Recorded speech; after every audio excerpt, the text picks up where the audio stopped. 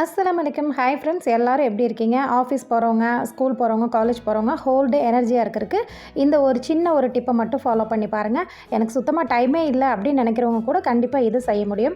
Night ஒரு 7 o'clock போல் ஒரு அரை கைப்பிடி அளவுக்கு பச்சை பயிறு எடுத்துக்கோங்க. அது ஒரு 2 times வாஷ் பண்ணிவிட்டு அது நல்லா மூழ்கிற அளவுக்கு தண்ணி சேர்த்து ஒரு ஏர்டைட் கண்டெய்னரில் நீங்கள் வச்சுருங்க. மார்னிங் எந்திரிச்சு பார்க்கும்போது உங்களுக்கு கரெக்டாக அது ஊறி அதிலிருந்து உங்களுக்கு முளை கட்டி வந்திருக்கும். ஸோ இந்த முளை கட்டின பயிரை நம்ம சும்மா சாப்பிட கொடுத்தா குழந்தைங்க கண்டிப்பாக சாப்பிட மாட்டாங்க. நமக்குமே அது ஒரு இதாக இருக்கும்.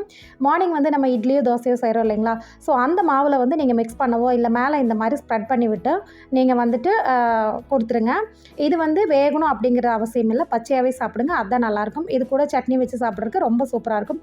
ஹோல் டே நல்லா ஸ்ட்ரெஸ் ஃப்ரீயாக நல்லா எனர்ஜெட்டிக்காக இருக்கலாம். அது மட்டும் இல்லை, இது ஒரு ப்ரோட்டீன் ரிச் ஃபுட்டும் கூட.